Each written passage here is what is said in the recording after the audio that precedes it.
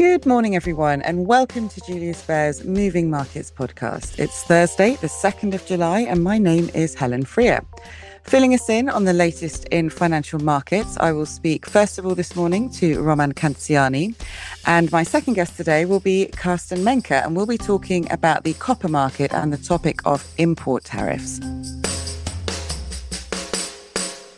So that is coming up shortly, but over to you, first of all, Roman, for the market news. Good morning. Good morning, Helen. Now, we saw a bit of a pause in the rally across European equities yesterday after a very strong second quarter. Can you walk us through how things played out, please? Absolutely. Well, European markets took a breather yesterday with the Stock 600 finishing down 0.4%. It follows what was truly a stellar quarter, the best since late 2020. While the overall mood across the markets yesterday remained relatively calm and positive, within the sectors, technology underperformed, specifically semiconductor-related stocks, dragging down the overall indices. ASML and Soitec both experienced strong declines. But there were some bright spots too. Saab secured a fighter jet contract with Ukraine, boosting their share price, and SES, the satellite operator, really soared after positive news from regulators in the US. Okay, interesting mix of drivers there. And let's talk about the US as well. How did things unfold across the pond? The picture in the US mirrored some of the caution we saw in Europe. Major stock indices edged lower, with the Nasdaq Composite and the S&P 500 down 0.7% and 0.2% respectively. But then broader indices like the equal-weighted S&P 500 closed in the green. Chip stocks were notably weak, with Micron and Intel taking substantial hits, losing over 10% and 9% each. And the Dow, which had reached a new intraday high earlier in the week, ultimately finished slightly lower. Interestingly, Fed Chair Walsh addressed the ECB forum in Sintra, but deliberately sidestepped specific questions regarding guidance on interest rate movements. And speaking of central banks, let's turn to the Eurozone. We received inflation data yesterday. How did that impact market sentiment? Well, the inflation numbers were encouraging. Headline inflation in the Eurozone came in at 2.8% year-on-year in June, down from 3.2% previously. But the real story lies within the details. We're seeing a welcome moderation in services inflation, a crucial metric for the ECB, as it indicates whether underlying price pressures are easing. A drop of 0.3% to 3.2% suggests that disinflation isn't limited to volatile areas like energy, but is becoming broader based. Some analysts believe this strengthens the case for a less aggressive approach from the ECB. Money markets are now pricing in just over a 50% probability of a rate hike by September. And moving our focus eastward, what happened overnight in Asia? Overnight action in Asia was decidedly negative, heavily influenced by the sharp sell-off in US chip stocks. A more than 6% slide in the Philadelphia Semiconductor Index in the US really set the tone. South Korea bore the brunt of the selling, with the Kospi plummeting 5.3% at the open, triggering a temporary trading halt to manage volatility. This weakness in chip stocks spread across the region, with the Japan's Nikkei 225 also declining about 1.5%. However, the broader Japanese Topix index is up, just like Hong Kong. Both indices trade about 0.6% higher, and also the tech-related indices are off their intraday lows. But it's fair to say that it was a challenging session for Asian markets. All right. Now turning to individual company news, Meta Platforms stood out yesterday. Their shares jumped. What was behind this? Meta shares climbed almost 9% after reports surfaced that they were actively building a cloud business designed to sell AI computing power. This signals a serious push into the rapidly expanding AI space, positioning them as a competitor to established players like Amazon and Microsoft. Investors clearly see the potential for significant revenue streams from this venture.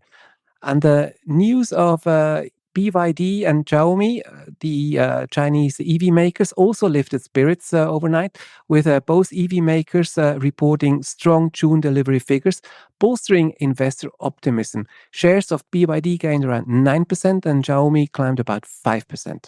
Finally, then, looking ahead, all eyes are on the US jobs report due later today. Why is this so critical this time?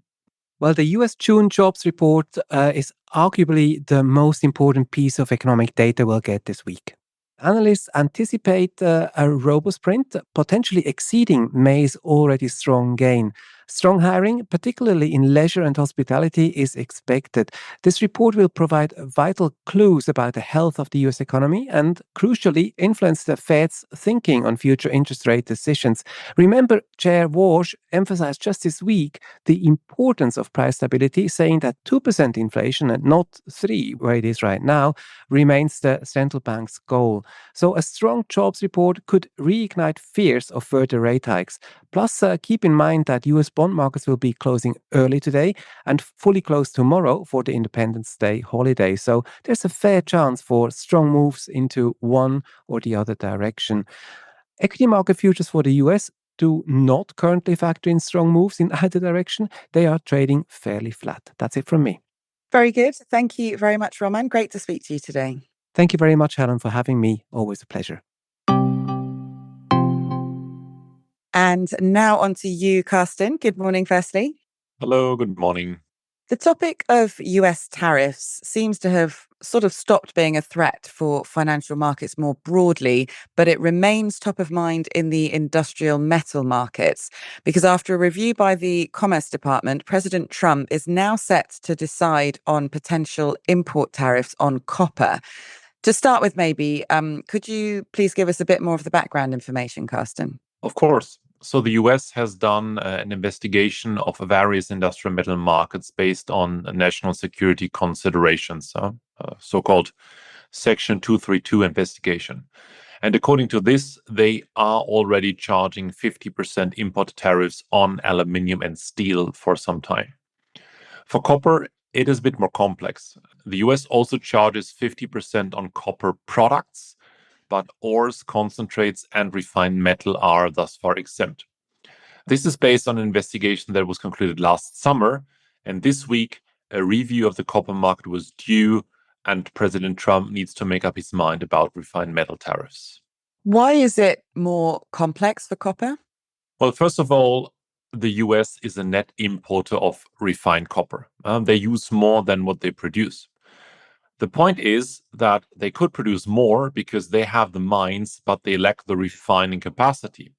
So the idea would be to impose tariffs to incentivize the expansion of the domestic smelting and refining industry. Okay, and what options are on the table then? According to last year's investigation, there is the possibility to impose 15% import tariffs on refined metal from January 2027 and or 30% from January 2028. Other options Trump has, of course, is to postpone the decision or to not impose the tariffs at all. From your point of view, then, Carsten, which options are most likely, do you think? Well, I would say that postponing or not imposing are more likely or most likely with a probability of 60%. This is because economically, the tariffs make very little sense. Setting up a sufficiently large, state-of-the-art smelting and refining complex in the US would be very costly, a couple of billions of US dollars. But this business would not be very attractive at the moment as margins are very, very small due to global overcapacity. Furthermore, the US primarily sources its refined metal from friendly countries in the Americas. So 90% come from Canada, Chile, and Peru. Meaning, from my perspective, trade deals are a much better option here than import tariffs.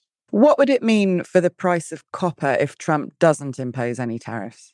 So what we need to consider is that the mood in the copper market is very bullish. And I would say in part this reflects the expectation of import tariffs.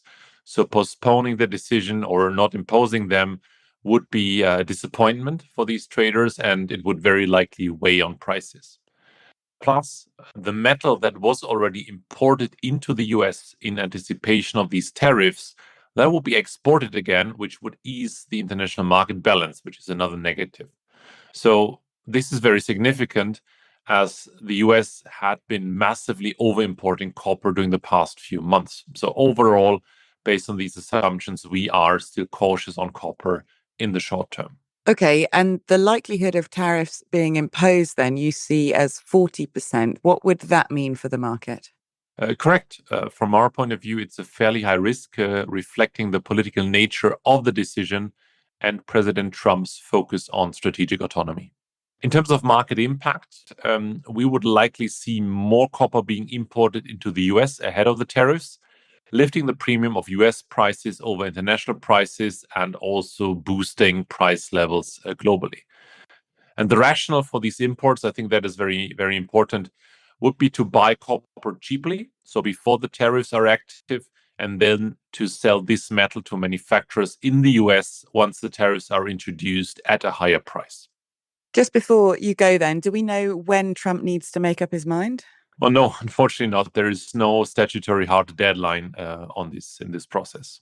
All right, very good. Thanks a lot, Carsten. Very interesting update as always. Thanks for having me. So that's it for today. Thank you again to Roman and Carsten, and to you, our listeners, for tuning in. I hope you enjoyed the show. If you did, then make sure you subscribe if you haven't already. And please join us again tomorrow when I'll be back with more of my colleagues to talk about what is moving markets. Until then, though, have a great day, everyone, and bye for now.